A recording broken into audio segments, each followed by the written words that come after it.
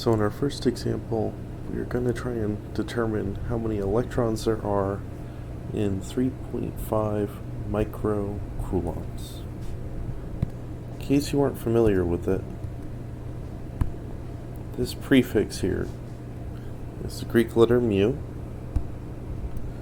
and that is pronounced micro, and what it means as an SI prefix is 10 to the negative 6, or 1 out of a million. So when I say 3.5 microcoulombs, I really mean 3.5 millionths of a coulomb.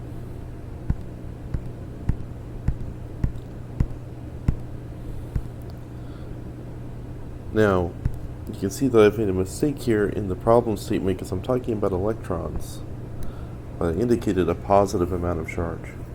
So I'm going to go ahead and fix that here real quick. So really I'm saying how many electrons are there in negative 3.5 microcoulombs. So to answer this question, we got to remember what the charge of an electron is. Remember, the charge of an electron is the negative of the fundamental unit of charge.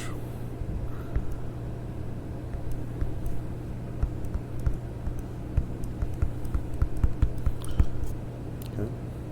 And that is approximately negative 1.6 times 10 to the negative 19 coulombs. Okay. So, to determine how many electrons there are in negative 3.5 microcoulombs, I need to determine how many times this number goes into that number, which we can determine through the process of division. So the number of electrons, which I'll denote by NE, N for number and E for electrons, is going to be negative 3.5 microcoulombs divided by negative 1.6 times 10 to the negative 19 coulombs. To do the arithmetic, I need to express micro as an order of magnitude. So this is actually negative 3.5 times 10 to the negative 6 coulombs divided by negative 1.6 times 10 to the negative 19 coulombs.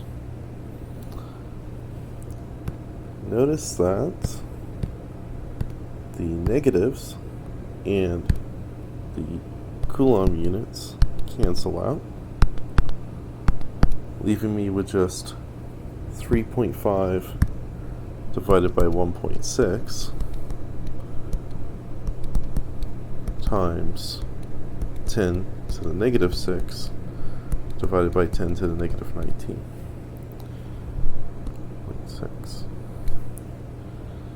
3.5 divided by 1.6, I'll compute that with the calculator. It's going to be a little bit more than 2. Okay, 2.1875. Since I only have 2 significant digits in each of my numbers here, I'm going to just round that answer to 2.2. So this is going to be 2.2 times an order of magnitude, and we need to work out what that's going to be. Well, the numerator for my ratio here is 10 to the negative 6, and my denominator is 10 to the negative 19. When you divide a ratio of two numbers which have the same base with different powers, the result is that base raised to the difference of the two powers, or negative 6, 10 to the negative 6, minus negative 19. So now the answer is 2.2 times 10 to the negative 6 plus 19, which is 2.2 times 10 to the positive 13. And we have to remember what it is that we're actually counting here. What we were counting was electrons. So this is a number of electrons. Okay. Now we're going to ask the reverse question for example 2. In this case, we're going to start with the number of electrons, and we want to determine how many coulombs there are in that many electrons. The key equation to always remember is the charge of an electron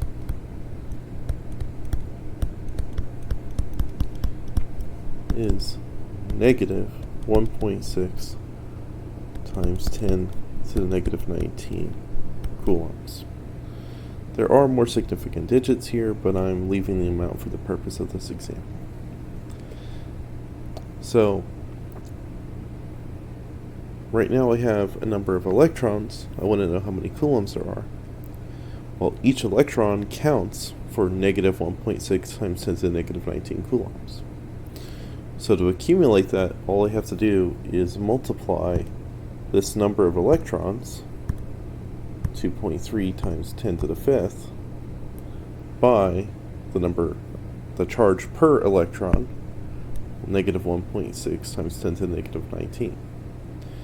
So the proper way to think about this number in this particular problem is that we're taking 2.3 times 10 to the 5th electrons.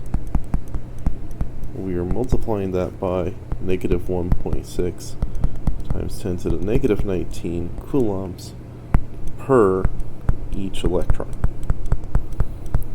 Okay, so you can think of this as essentially a conversion factor between electrons and coulombs. So if you take a look at the ratio, you'll see that the electron units cancel, leaving only coulombs. You'll see that our final answer is going to be negative because there's a negative sign here and nowhere else. 2.3 times 1.6, I'll go ahead and calculate with the calculator. That's 3.68. So this is negative 3.68 times 10 to the 5 minus 19 coulombs, or negative 3.68 times 10 to the negative 14 coulombs. So that is the number of coulombs, or the amount of coulombs, the amount of charge that 2.3 times 10 to the 5th coulombs will have. Our third example will be an example involving the triboelectric series. So on the right hand side of the screen here, I have a triboelectric series table that I got from remstar.org.